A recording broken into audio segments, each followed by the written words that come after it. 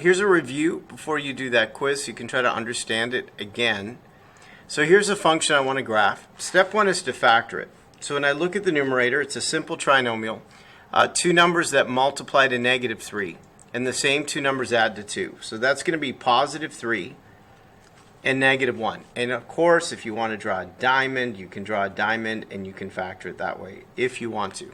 Same thing with the denominator, two numbers that multiply to 2 and negative 3. So that's going to be negative 2 and negative 1. They multiply to 2 and they add to negative 3. Again, you could draw a diamond if you like.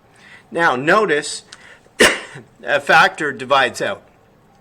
And when you do that, you're left with x plus 3 over x minus 2. So what crosses out creates a whole. So we're going to start there.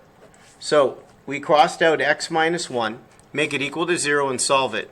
Everything else is going to come from this box when we do all the other analysis, the intercepts, asymptotes, and so on. So we're going to add 1.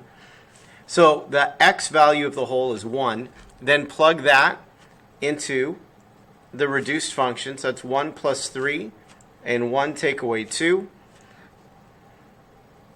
So the whole is at 1 and negative 4. So I'm going to write that here. Whole is at 1 and negative 4. And that's how we find it. Now we're going to find the intercepts. We're going to find the asymptotes and so on. So the x-intercept comes from the numerator. Negative 3 makes it 0. The y-intercept, you plug in 0. So that leaves me with 3 over negative 2. I'm going to write that as negative 1.5. So 3 divided by negative 2. The vertical asymptote comes from the denominator. This, what's left over. So that's positive 2.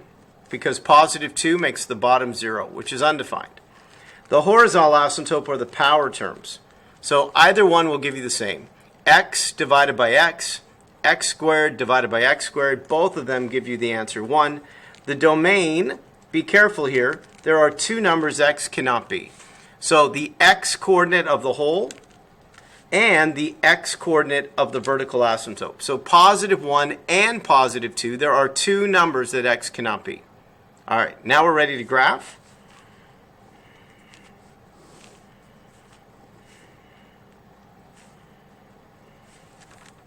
So I know I need to put 1 and negative 4.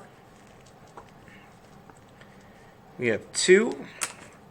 Again, order doesn't matter. They just all need to go on your graph. So x equals 2 is on there. 1 and negative 4 is a whole.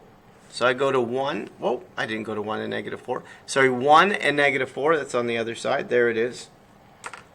We have another asymptote at 1.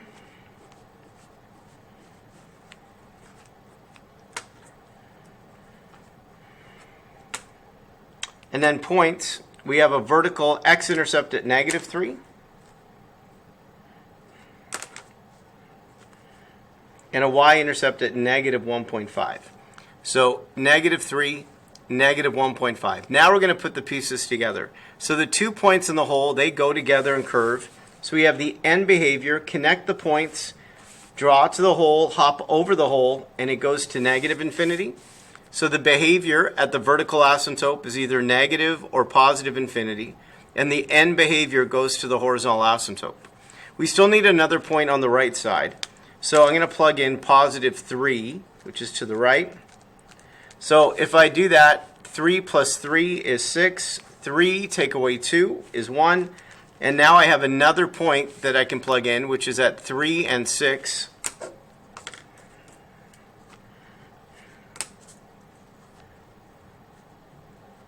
So somewhere up here is 3 and 6. And then I can curve through that point. And again, it's going to infinity, and then the right end joins the horizontal asymptote. All right? So there's one review. I'm going to give you one more, okay?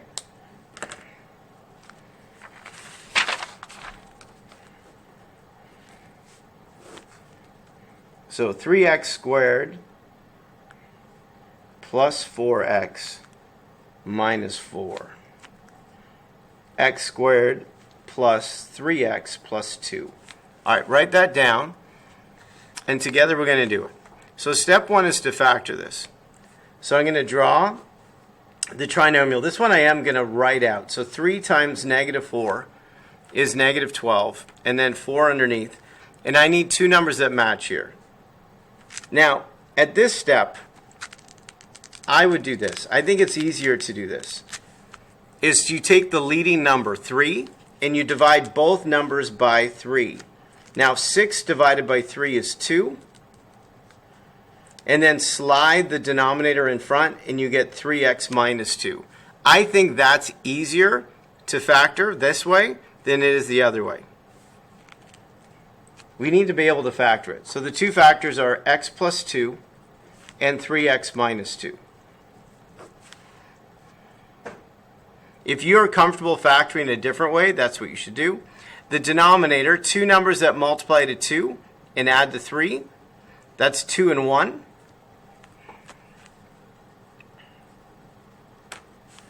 And now we're ready. So factoring it, if you can't factor, then you're done and stuck, and we can't do anything else. That's no good, right? We need to know how to factor it and move forward. So we're going to divide out, so that means there's a hole in the function. So what we divided out, we make equal to 0. So at negative 2 is a hole. To find the y coordinate of the hole, what's left, we plug in negative 2 into this. So 3 times negative 2, that's negative 6. Take away 2. So I get 8. So there's a hole at negative 2 and 8. So there's our start. We also need to find some other things. So I need to find the intercepts. To find the x-intercept, what's left here? So what's the 0 here? We're going to add 2 and divide by 3. That's 2/3. Y-intercept, I'm going to plug in 0. And if I can plug in 0, either way, wherever you plug in 0, you're going to be left with negative 2 over 1 or negative 4 over 2. So divide, and the y-intercept is negative 2 by plugging in 0. The vertical asymptote comes from the denominator of what's left over. So this was crossed out, so it's negative 1. That makes the bottom 0.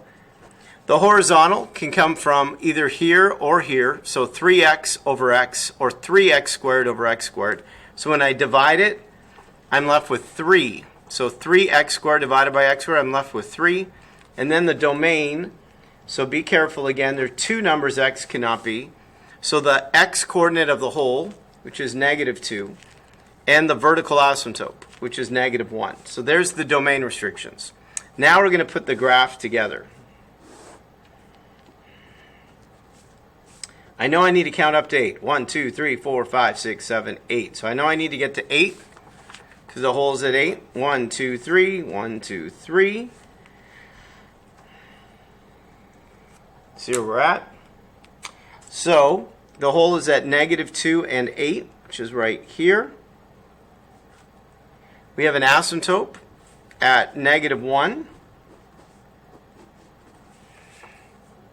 and one at 3. So we have our hole and our asymptotes. I'm changing colors. Our x-intercept is at 2/3. There it is approximately. Our y-intercept is at negative 2. And now we're going to connect the graph together. So these 2 points curve together, goes to negative infinity, curve, and they join together with the end behavior. Here we can use the hole to curve through. So this is going to infinity, the hole, hop over the hole, and then the end behavior again goes to the horizontal asymptote. And that's it. All right, so think, study a little bit. You can do this. Mr. G Math, over and out. Until next time.